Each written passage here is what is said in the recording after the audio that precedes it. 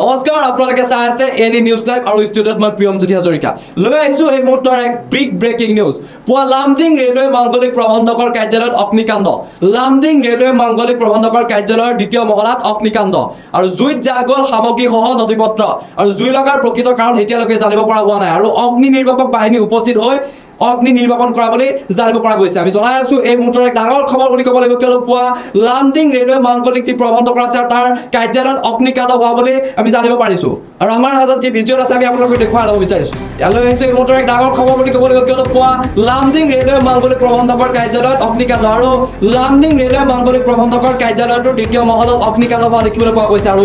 জুইত জাগল সামগ্ৰীসহ নথিপত্ৰ আৰু অগ্নি নিৰ্বাপক বাহিনীৰ উপস্থিতিতে অগ্নি নিৰ্বাপন হয় আৰু জুই লগাৰ প্ৰকৃত কাৰণ এতিয়ালৈকে জানিব পৰা হোৱা নাই আমি জনাই আছো এই মুহূৰ্তৰ ডাঙৰ খবৰ যদিও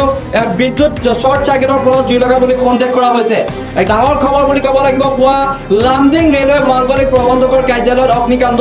আৰু লামডিং ৰেলৱে মাংগলিক প্ৰবন্ধকৰ কাৰ্যালয়টোৰ দ্বিতীয় মহলাত অগ্নিকাণ্ড